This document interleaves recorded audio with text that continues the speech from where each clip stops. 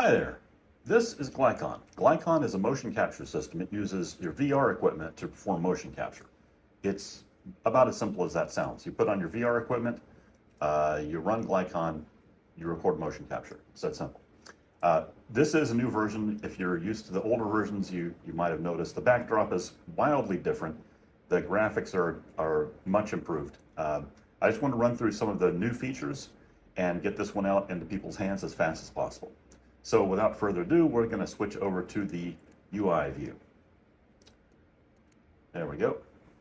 Now, when you first come into Glycon now, there's some basic changes. I guess actually we should go over those real quick. First is you only use one button to calibrate now, and that's going to be your lower button on your right controller. And you just press that, and it's going to pop up this screen that says calibration, and you calibrate. Now what that looks like from my perspective using the headset is this. So I see the screen says calibration, place your real human hands where the virtual hands are and click any button on either controller.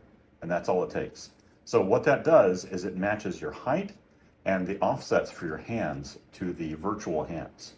So this way, when you are acting out your scene, hopefully it will look as much like what you expect as possible. Okay, so the next thing is the user interface.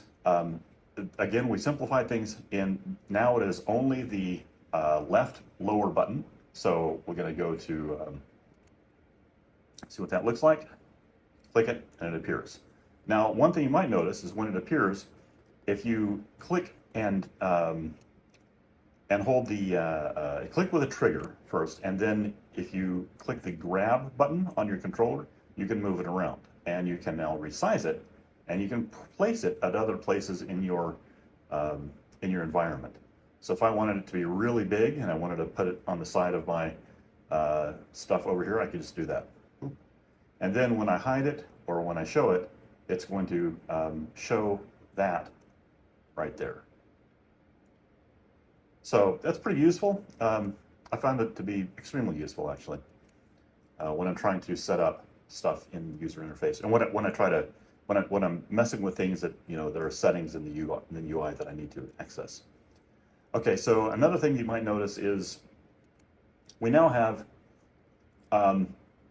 thanks to PayPal's weird restrictions and some other stuff just for convenience, we now have a whole licensing thing. So if you click on license, you get to type in a code that you get when you buy it. If you're already using Glycon, go to the members only section. You can get the basically grandfather clause license and use that. And if you're a new user, just check your email. Okay, let's see what else we got in here. So the avatar basically hasn't changed the avatar screen. This lets you do things like change the rotation of the chest versus your hands. So if I switch that to different things, it will move the torso differently. Back into the UI, I can change my height here if I've calibrated it and I don't want that height.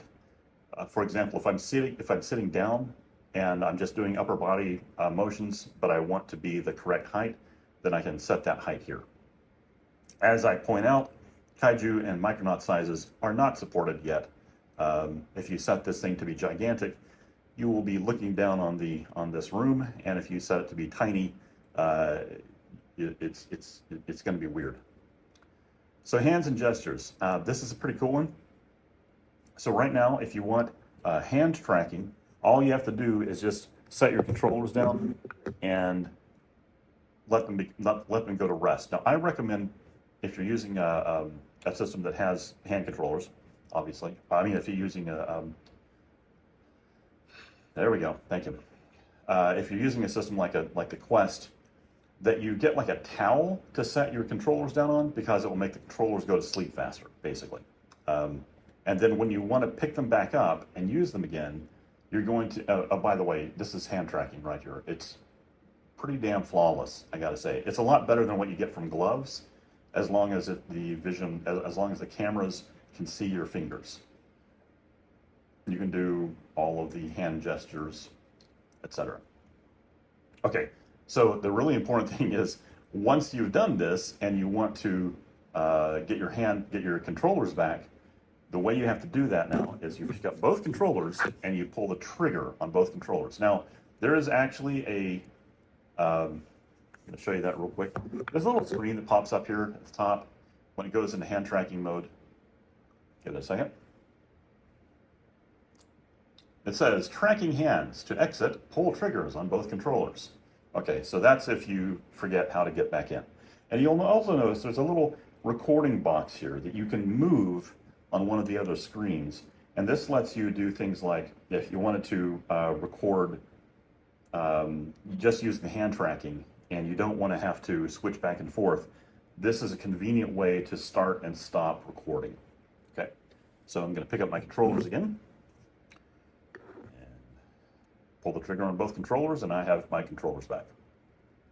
Okay, so anchors. This works exactly like you would think. You can set an anchor on the ground or wherever and move around, or you can set a hand anchor in the sky.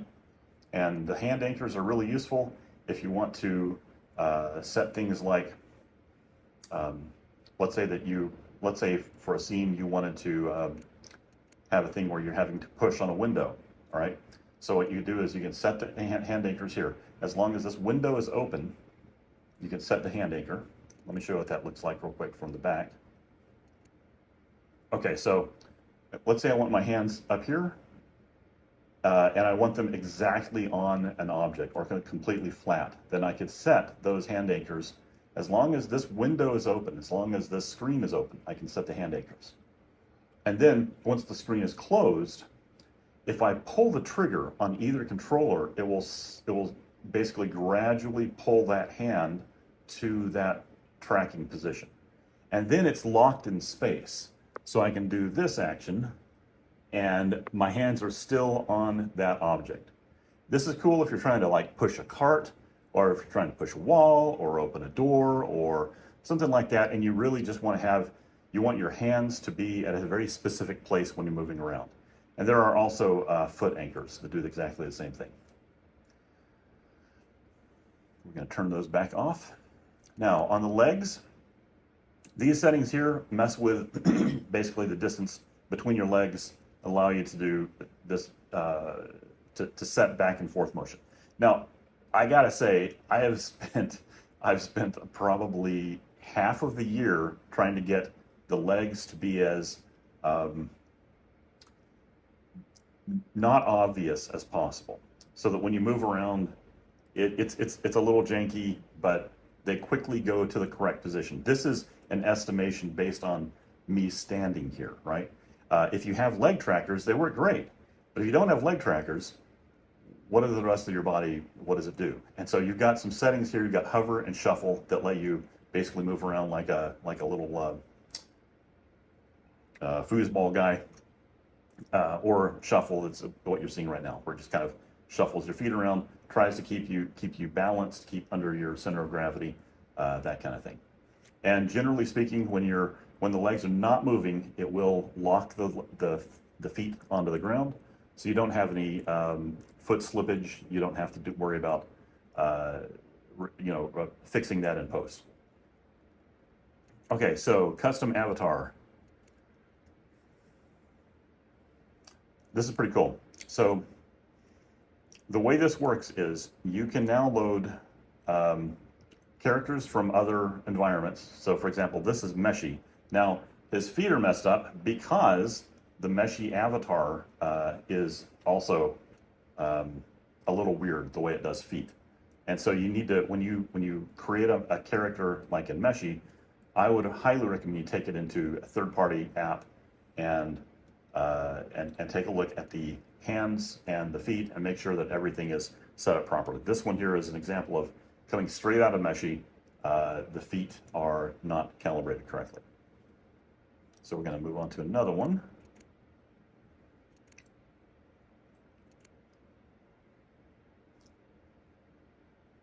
Baby Godzilla.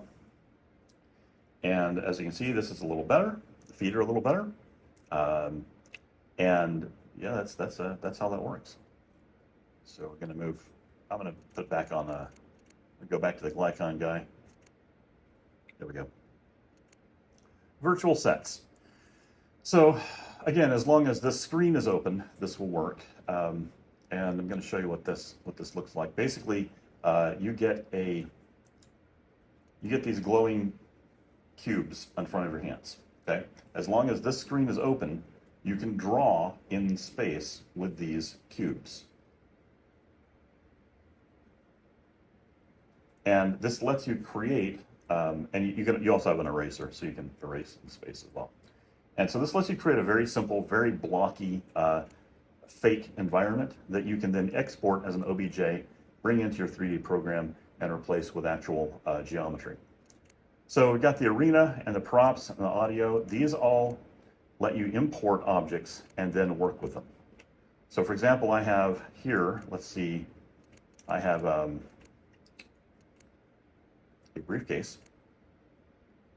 And when I load it, it's gonna, you see this plant thing on the ground? It's going to basically stick it there.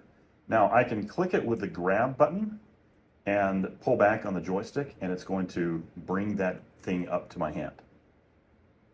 Now, from here, I'm gonna try to go back to the Shield UI. There we go.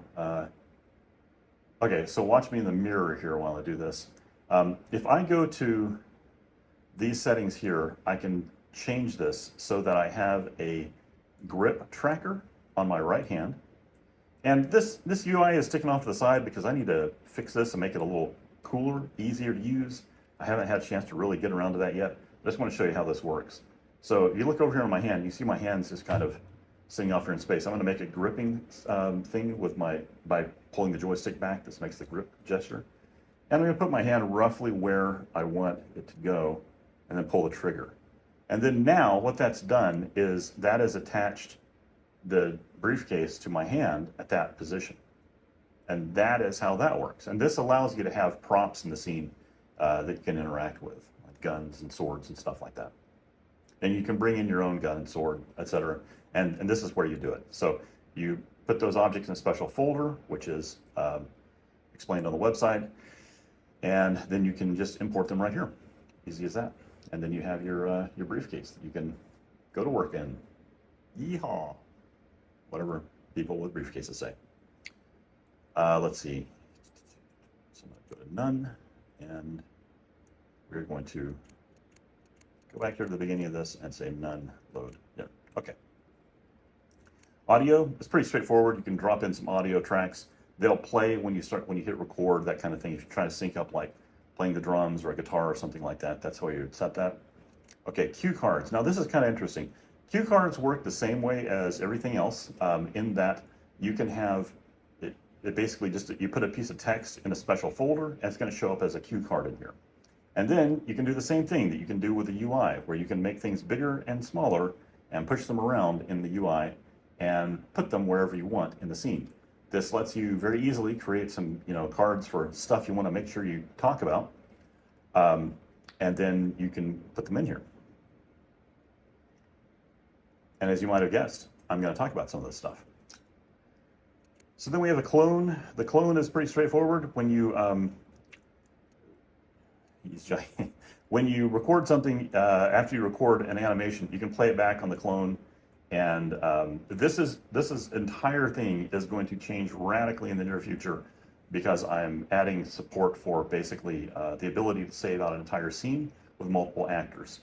But the clone right now is the only way to get something like that, and basically it just plays the last animation that you recorded. I highly recommend that you save all of your recordings when you do them.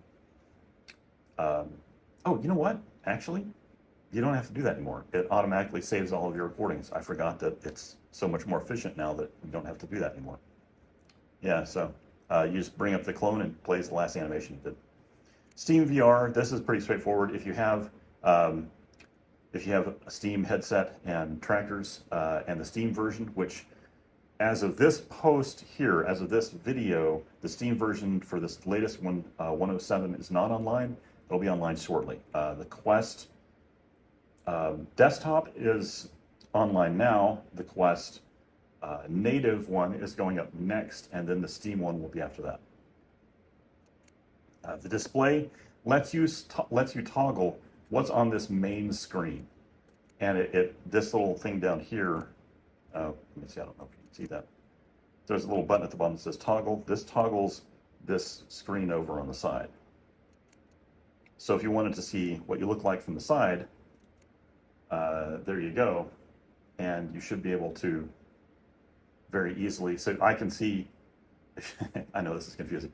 I can see in my upper corner here what I look like from the side when I have right side turned on. But this main screen that you're looking at me on right now is that view from that screen. Oh, that makes sense. Okay, back to the UI. And then we have these recording settings. So recording platform, you can pick your exported skeleton that you want, but if you go up here to custom avatar and you have an avatar that you've loaded, it's going to use that avatar and export that avatar's animation. So just so you know, so if you want this to go into Unreal Engine and you want it to be the mannequin, you don't have to load a custom mannequin here. You can, but you don't have to. And it's going to export to the mannequin for Unreal. If that makes sense. Frame rate. Okay. Now you can basically change. You can after you record it, you can specify what frame rate you want to export as, because Glycon always records at the highest possible frame rate, and then it dithers it down basically when you export it. So you can set any frame rate you want right here, and it's going to export at that frame rate. File format. So it's going to default to FBX. You can also export BVH, and you can export RAW. DUF, you can export. It's not quite working yet. This is something that I've really wanted to get in there for a long time. I just haven't had a chance to really polish it up. And that's for DAZ Studio. And then files, this is all of the recordings that I've made so far. I can delete them, or I can send them to the app called Glycon Studio. Glycon Studio is a desktop app that lets you interface with this, and very soon Glycon Studio will be much more than that. It's going to be an entire 3D environment where you can load in your characters and set up animations without even using your VR headset. So that is that. That is Glycon, the newest version. I hope you guys love this. Oh yeah, one more thing. Obviously, we should get to how to record. That's a really important one. So we're going to go to third person. So on my hand controllers, on the right controller, if I push the top button, it's going to let me record something. Now, a new thing in this version is that it's going to record even if I don't have a license. If you look up here, it says 3-second, let's go back there, 3-second limit in demo mode, okay? This is going to let me record 3 seconds, and then when I'm done with those 3 seconds, it's going to save it out, even if I don't have a license. So this should let you take your animations that you want to try and go try them out right now. Make sure that the file format works. Make sure that the character works. Make sure the hand tracking works, the fingers, everything. You should be able to fully test this and make sure it's going to work as many times as you want. I don't care. I don't care if you make 9,000 3-second clips and stick them all together to subvert the system and not have to pay for Glycon. That's on you. That's a lot of work, but that's on you, okay? So that's how that works. Just click the button, it records, boom, done. And in the version on the app, on the website, it will actually, when you're done, it's going to tell you, hey, great job, you recorded the thing out, and here's where you find it. And that's all there is to it. So then you take those recordings and you go into your 3D program and you basically dump them on top of your character, and it should have the correct skeleton for that character, and it should just magically work. So currently we have, one of the things I want to talk about is, yeah, I changed this. It was originally going to be a beta that I was going to put out there, but I really don't like the whole pay to save thing like that people have, where you can't save anything out, and then when you do want to save something, you have to pay for it every time. I think that really sucks. Like for me, when I'm doing mocap stuff, I have to do a lot of takes, and when I have to do a lot of takes, I really don't like having to pay every time. So in Glycon, you pay once a month, and then you can export as much as you want.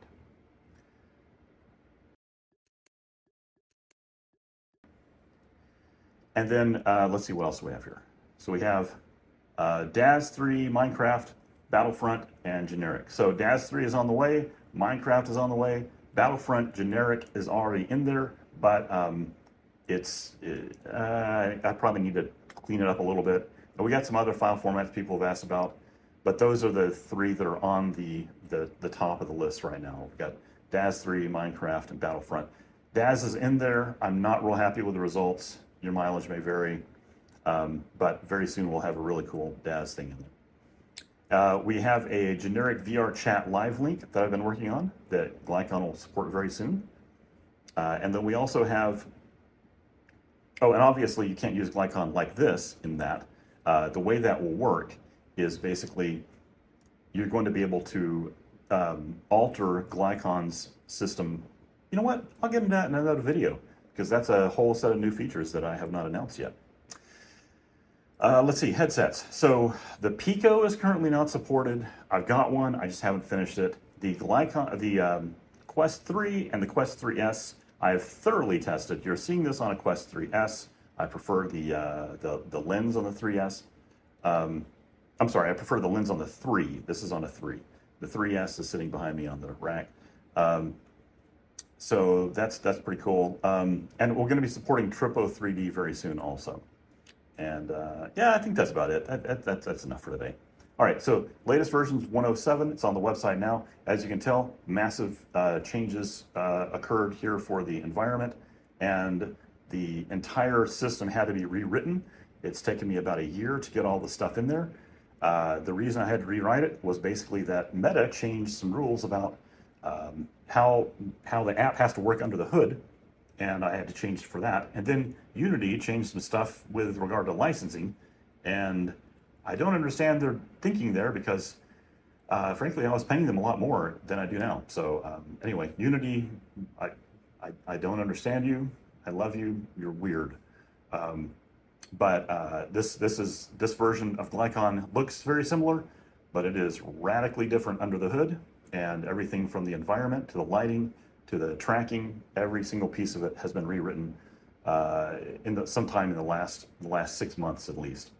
So grab this copy. I hope everyone enjoys it, and thanks, and have a great day.